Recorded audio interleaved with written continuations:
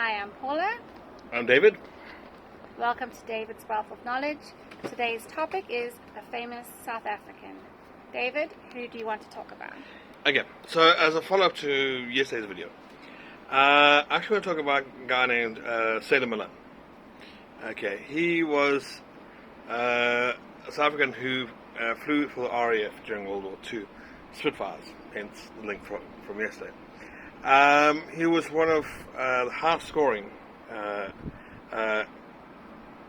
British Commonwealth pilots with 27 confirmed kills, a bunch of shared kills, and a fair number of probables and other aircraft damage. Sailor Milan was born in 1910. Okay, and he joined the Royal Navy actually as a cadet when he was about 14, and he was in the Royal Navy for a while and ended up joining the Royal Navy Reserves, which hence why he ended up with the nickname Sailor. But when the RAF started expanding, he decided to join up with the RAF.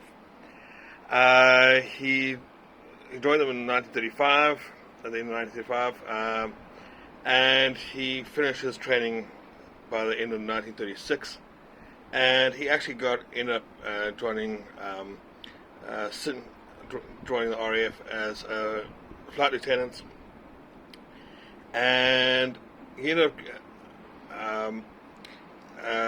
being posted 6 months before the start of World War II. And he saw combat from the beginning of the war. He was active over Dunkirk, and he was very active in the Battle of Britain. He actually ended up becoming squadron commander, then wing commander, and which was the next rank up. His skills as a pilot were very well known. In fact, he drew up the 10 rules for air combat. Okay, that was widely distributed in RAF training and fighter command.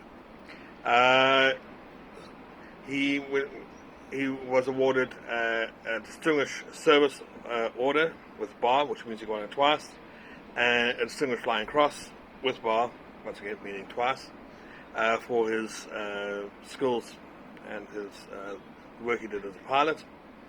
In 1941, his operational status, not quite came to an end, but he was promoted away from essentially pilot duties. He went to America for a short while with a bunch of other Allied pilots and bomber crews to talk to them about fighting and so on, tactics, etc., before the US entered the war. He then ran the training school, which then for about a year, which provided pilots for the RAF. And I mean, he was very successful as a pilot, as a commander. He was well respected for his abilities, for his tactical acumen, his planning, his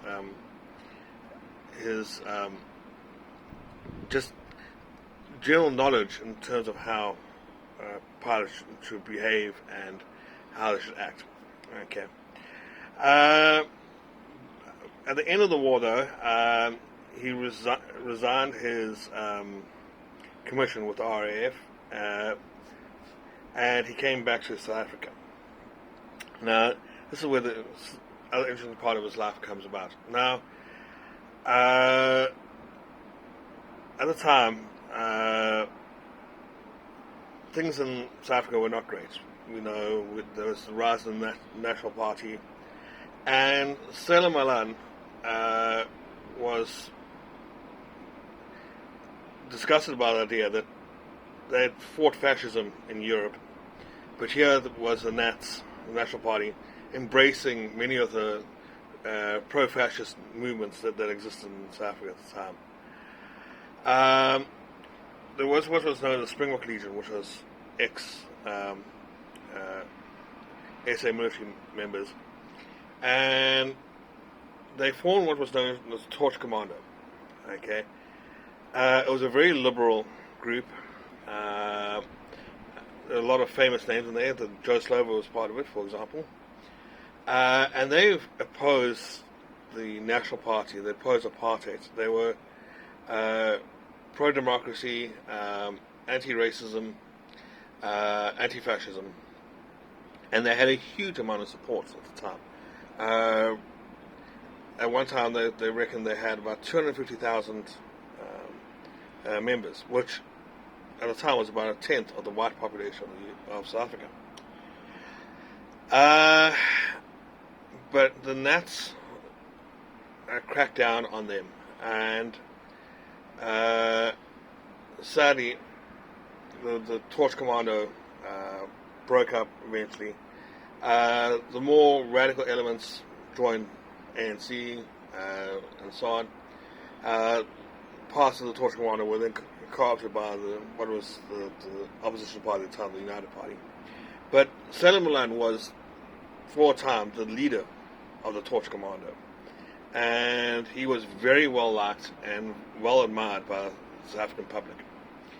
And unfortunately, when he passed away, the National Party actually did all they can to diminish his record, his legacy.